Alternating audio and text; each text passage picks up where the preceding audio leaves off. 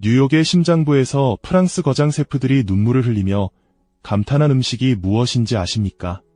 불과 몇 년 전까지 마늘 냄새난다고 천대받던 우리 음식이 지금은 직구촌 미식의 교과서가 됐습니다. 미쉐린 스타를 수십 개 가진 요리 천재들이 이제는 한국의 시골 사찰을 찾아와 무릎을 꿇고 배움을 구합니다. 이게 과연 우연일까요? 아니면 우리가 모르는 거대한 설계가 있었던 걸까요? 도대체 무엇이 그 오만한 서구인들의 입맛과 고정관념을 단숨에 박살냈을까요? 오늘은 세계 미식의 성지라는 파리와 뉴욕을 점령해버린 한국 맛의 진짜 무서운 비밀을 말씀드리겠습니다. 이 승리는 단순히 맛의 승리가 아니라 철학의 승리였습니다. 우리가 그토록 부끄러워했던 과거의 냄새가 어떻게 세계의 향기가 되었는지 그 처절한 역전극을 지금 바로 시작합니다. 솔직히 고백해봅시다. 우리가 지금처럼 김치를 당당하게 내놓았던 게 언제부터였습니까? 불과 20-30년 전만 하더라도 해외에서 김치 냄새는 기피의 대상 그 자체였습니다. 외국 친구를 집에 초대하고 싶어도 냉장고 문을 열 때 새어나오는 그 마늘 향 때문에 망설여야 했던 기억이 생생합니다. 유학을 떠난 수많은 청년이 기숙사방에서 김치를 숨겨놓고 먹으며 냄새가 셀까봐 전전긍긍하던 그 비참한 시절을 우리는 결코 잊을 수 없습니다. 서구인들에게 한식은 미식이 아니었습니다. 그저 코를 찌푸리게 만드는 자극적이고 불쾌한 이방인의 식사였을 뿐입니다. 당시 전 세계 미식의 기준은 철저하게 프랑스와 이탈리아에 맞춰져 있었습니다. 부드러운 크림과 화려한 와인 향이 나는 요리만이 품격 있는 문화로 대접받았습니다. 반면 우리 음식은 어떻습니까? 그들에게는 그저 마늘과 고춧가루에 절여진 이에 불가능한 괴식에 가까웠습니다. 심지어 일본의 스시가 고상한 미식으로 칭송받고 중식이 세계인의 입맛을 사로잡을 때도 우리 한식은 한인 타운 뒷골목을 벗어나지 못했습니다. 저렴하고 양 많은 노동자의 음식이라는 꼬리표가 우리를 따라다녔습니다. 주류 사회에 편입되지 못한 채 변방에서 맴돌던 그 서러운 시간들, 우리는 그들의 무시 섞인 시선을 묵묵히 견뎌야만 했습니다. 우리 스스로도 한식이 세계적인 경쟁력을 가질 수 있을지 의구심을 가졌던 것이 사실입니다. 냄새나는 음식이라는 낙인이 찍힌 채 주눅들었던 그 과거는 우리에게 씻을 수 없는 굴욕이었습니다. 명품 옷을 입어도 몸에서 배어나오는 마늘 냄새 때문에 스스로를 낮춰야 했던 그 시절의 상처는 생각보다 깊었습니다. 우리는 항상 주류가 되고 싶었지만 문은 굳게 닫혀 있었습니다. 서양의 요리사들은 한식의 복잡한 조리 과정을 이해하려 하지 않았습니다. 그저 맵고 짠 자극적인 맛으로 치부하며 자신들의 섬세한 미각과는 맞지 않는다고 선을 그었습니다. 우리가 가진 5000년의 깊은 맛은 그들에게 그저 위생적이지 못한 발효식품일 뿐이었습니다. 이런 모욕적인 평가 속에서 우리 요리사들은 자부심 대신 열등감을 학습해야 했습니다. 세계 요리 대회에 나가도 한국의 색깔을 드러내기보다 그들의 방식인 버터와 치즈를 따라 하기 바빴습니다. 우리의 정체성을 버려야만 인정받을 수 있다는 서글픈 착각에 빠져 있었던 셈입니다. 하지만 그 무시와 멸시가 오히려 우리를 자극하는 기폭제가 되었습니다. 언제까지 우리 음식을 숨기고 살아야 하느냐는 근원적인 질문이 우리 마음속에서 터져나오기 시작한 것입니다. 더 이상 숨지 않겠다는 결연한 의지가 고개를 들었습니다. 냄새나는 김치가 아니라 세계를 치유하는 건강식이라는 사실을 증명하고 싶었습니다. 그저 밥 한 끼의 문제가 아니었습니다. 그것은 우리의 존재 가치를 인정받고 싶다는 처절한 자존심의 문제였습니다. 과연 우리는 이 거대한 편견의 벽을 어떻게 허물기로 결심했을까요? 도대체 언제까지 우리는 뒷골목에 싸구려 음식으로 남아야 합니까? 우리 어머니들이 정성껏 담근 그 깊은 맛이 외국인들 코에는 악취로 취급받아야 하느냐 말입니다. 가슴 한편에서 뜨거운 불덩이가 치밀어 올랐습니다. 이건 단순히 음식을 파는 문제가 아니었습니다. 대한민국이라는 나라의 품격과 우리 조상들이 이어온 수천 년의 지혜가 통째로 부정당하는 치욕이었습니다. 우리는 결심했습니다. 아니, 도끼를 품었습니다. 더 이상 그들의 입맛에 맞추기 위해 우리 것을 변질시키지 않겠다고 말입니다. 버터와 크림이 지배하는 그 오만한 서구 미식의 성벽을 우리만의 무기로 박살 내버리겠다는 처절한 갈망이 시작되었습니다. 가장 한국적인 것이 가장 세계적인 것이라는 말은 단순한 구호가 아니었습니다. 그것은 벼랑 끝에 선 우리가 선택한 마지막 생존 전략이자 전쟁 선포였습니다. 우리의 목표는 명확했습니다. 뉴욕의 가장 화려한 거리에서 파리의 가장 품격 있는 식탁 위에서 김치가 메인 요리로 대접받는 세상을 만드는 것이었습니다. 일본의 스시가 고급 문화의 상징이 되었듯 한국의 발효 음식이 전 세계 상위 1%의 미각을 지배하는 꿈을 꿨습니다. 그들이 우리를 무시할수록 우리의 의지는 더욱 단단해졌습니다. 냄새난다고 피하던 그들이 우리 김치를 얻기 위해 줄을 서게 만들겠다는 그 집념 하나로 버텼습니다. 이것은 문화적 주권을 되찾기 위한 독립운동과도 같았습니다. 남의 나라 레시피를 흉내내며 얻는 박수갈채는 가짜입니다. 진짜 우리 것, 우리만이 낼 수 있는 그 오묘하고 깊은 발효의 맛으로 승부를 봐야 했습니다. 전 세계의 미식가들의 혀를 마비시키는 자극이 아니라 그들의 영혼을 흔드는 깊이를 보여주고 싶었습니다. 우리 안에 잠들어 있던 거대한 자부심이 깨어나기 시작한 순간입니다. 이제는 수세적인 태도에서 벗어나 공세적으로 나아가야 했습니다. 하지만 현실은 냉혹했습니다.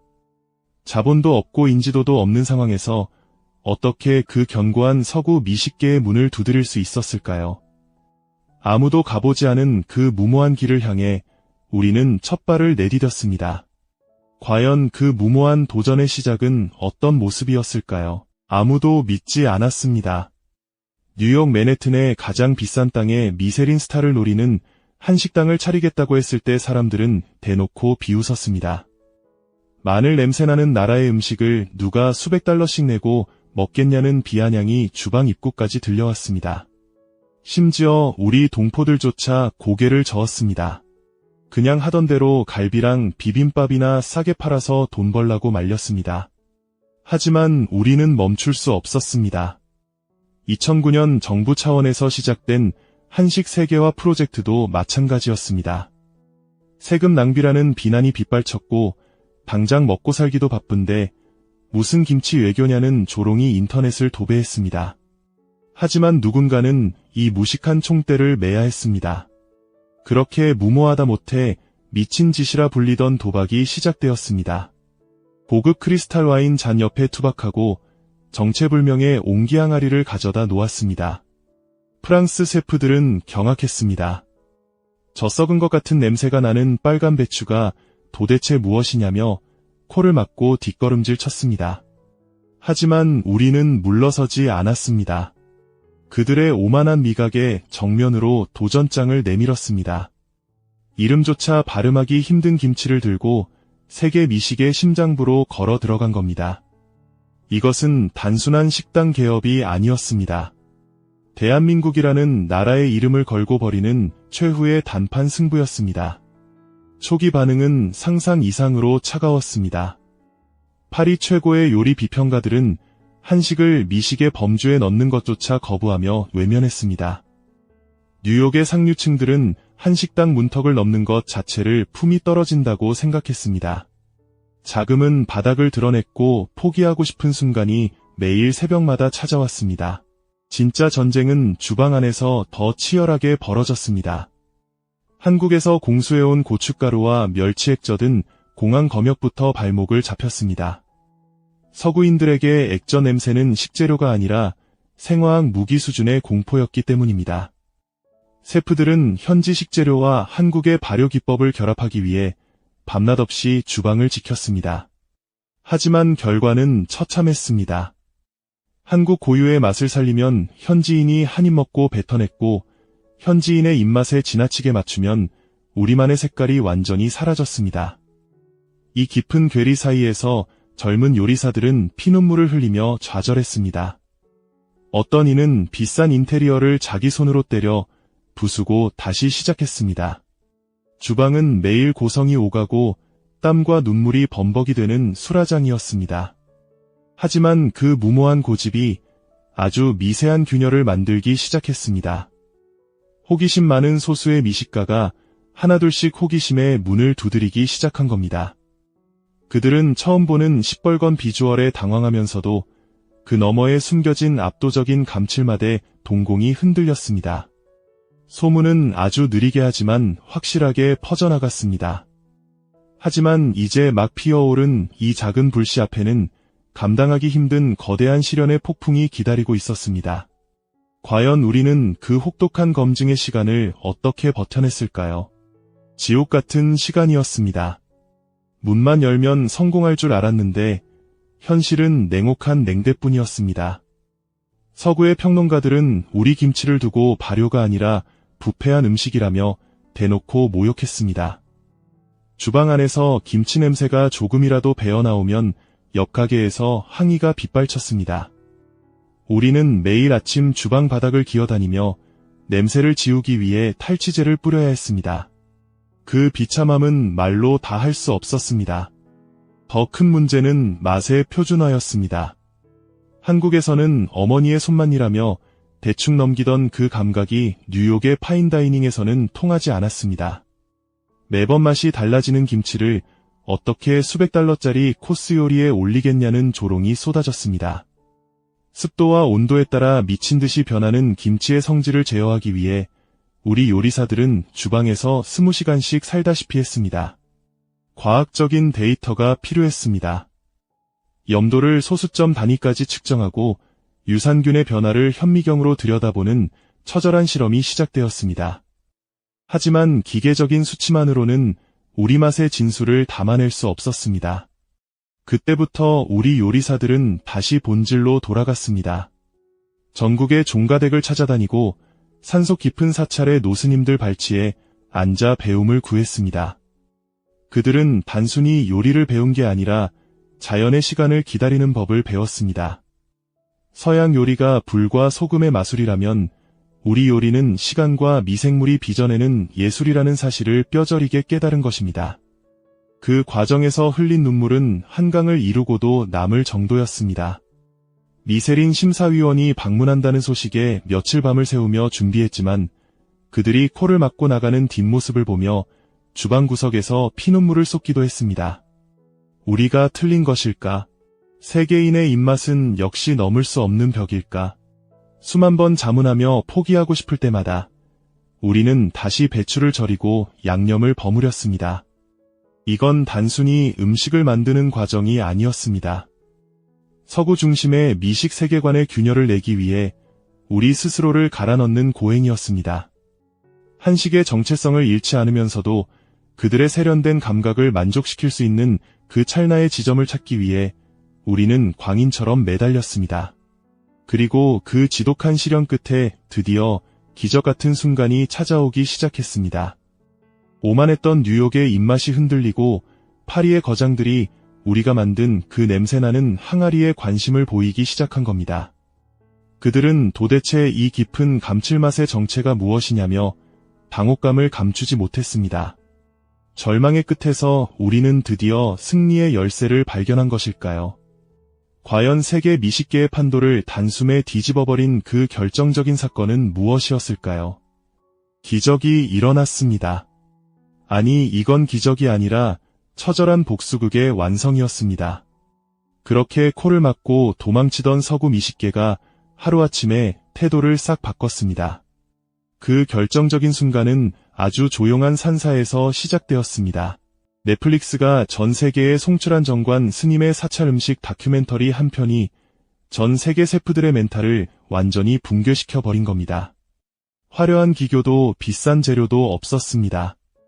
그저 자연의 시간과 기다림으로 빚어낸 그 깊은 맛 앞에서 세계 최고의 셰프들은 자신들이 그동안 해왔던 요리가 부끄럽다며 눈물을 흘렸습니다. 이것은 단순한 요리 방송이 아니었습니다. 탐욕에 찌든 서구의 식문화에 던지는 거대한 철학적 충격이었습니다. 그들은 깨달았습니다. 진짜 럭셔리는 비싼 캐비아가 아니라 바로 시간을 먹는 것이라는 사실을 말입니다. 그 순간부터 모든 것이 뒤집혔습니다. 뉴욕의 미쉐린 가이드가 역사상 처음으로 한 식당에 별을 달아주며 항복을 선언했습니다. 파리의 콧대 높은 3스타 셰프들이 앞다퉈 자신의 메뉴판에 김치라는 단어를 박아 넣기 시작했습니다. 상상이 가십니까?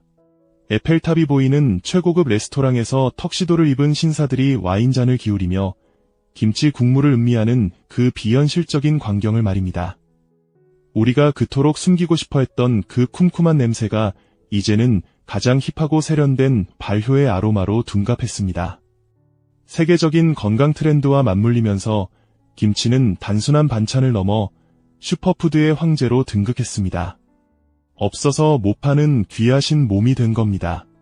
통쾌하지 않으십니까? 우리를 미개하다고 손가락질하던 그들이 이제는 김치 한 조각을 얻기 위해 줄을 서고 있습니다. 이것이 바로 우리가 목숨 걸고 지켜낸 맛의 승리입니다. 우리는 드디어 증명해냈습니다. 우리의 혀가 틀린 게 아니라 그들의 혀가 무지했다는 것을 말입니다. 이 압도적인 승리감에 취해 있을 때 우리는 미처 예상치 못한 낯선 풍경을 마주하게 됩니다. 과연 이 화려한 성공의 이면에는 어떤 그림자가 드리우고 있었을까요? 승리의 기쁨은 달콤했지만 그 대가는 생각보다 혹독하고 잔인했습니다. 전 세계가 김치에 열광하기 시작하자 예상치 못한 곳에서 검은 손길이 뻗어오기 시작한 겁니다. 우리가 피땀 흘려 일궈놓은 한식의 위상을 통째로 훔쳐가려는 파렴치한 시도들이 곳곳에서 터져나왔습니다. 가장 먼저 우리를 당혹게 한 것은 거대 자본을 앞세운 가짜들의 등장이었습니다. 김치가 돈이 된다는 소문이 나자 전 세계 공장들이 정체불명의 배추절임을 쏟아내기 시작했습니다. 발효의 미학도 철학도 없는 그저 맵고 짠 종이 상자 속의 괴물들이 김치라는 이름을 달고 전 세계 마트를 점령했습니다. 그들은 우리가 수천 년간 지켜온 발효의 시간과 정성을 비웃기라도 하듯 화학 첨가물로 범벅된 싸구려 제품을 김치라고 우겼습니다.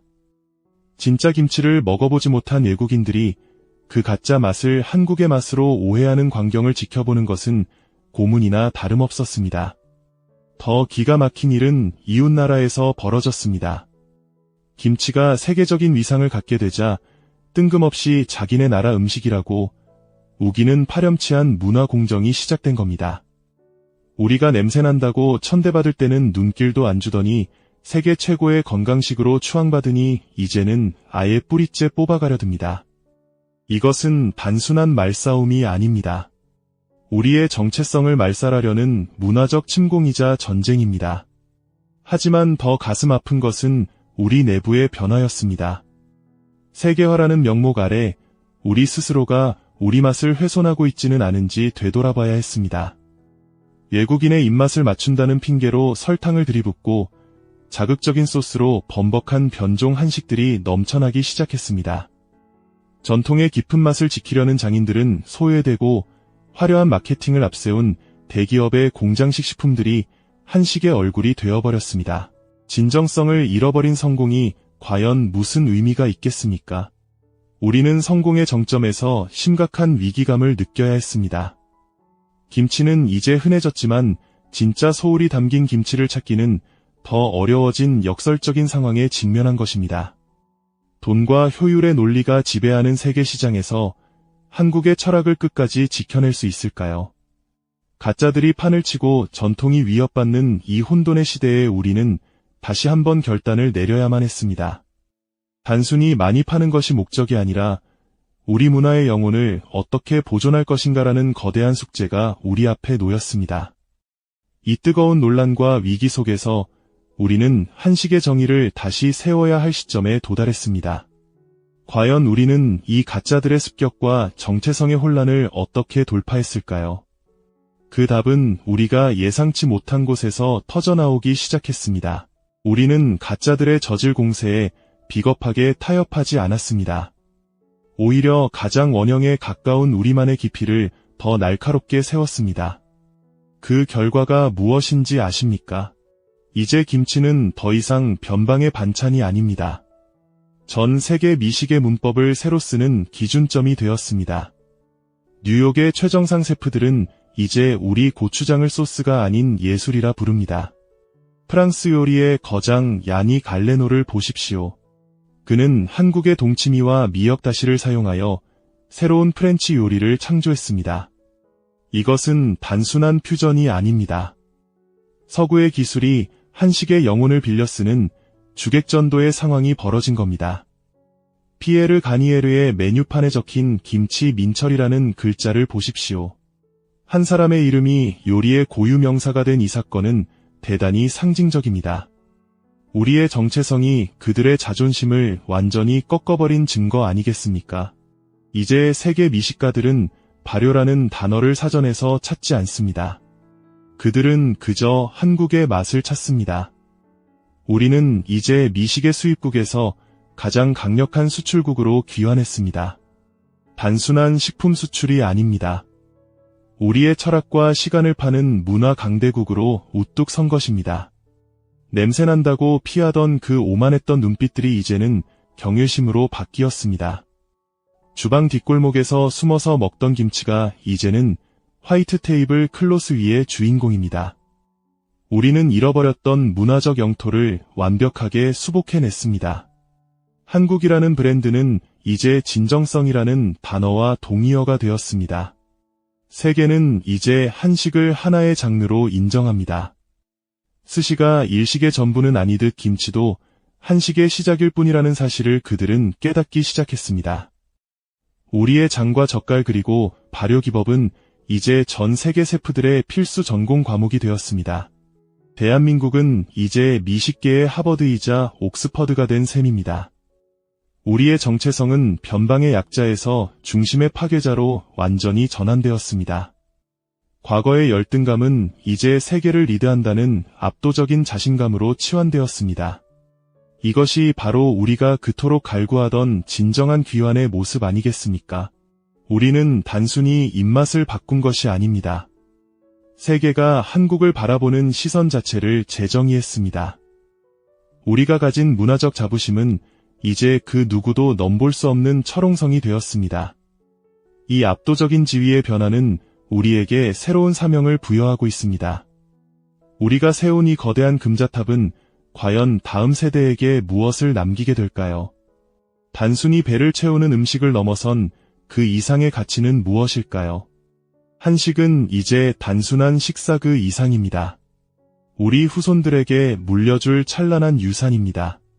세계 5대 건강식이라는 훈장은 당연합니다. 멸시를 견디고 일궈낸 피와 땀의 결실입니다. 우리 아이들은 이제 해외에서 당당합니다. 마늘 냄새를 부끄러워할 필요가 없습니다. 그것은 생명의 향기이자 선진 철학입니다. 우리가 만든 길은 이제 세계의 표준입니다. 대한민국은 미식의 정점에 우뚝 섰습니다. 위대한 역전극은 여기서 끝이 아닙니다. 우리의 맛은 영원히 세계를 치유할 것입니다. 자부심을 느끼셔도 좋습니다. 우리가 이겼습니다.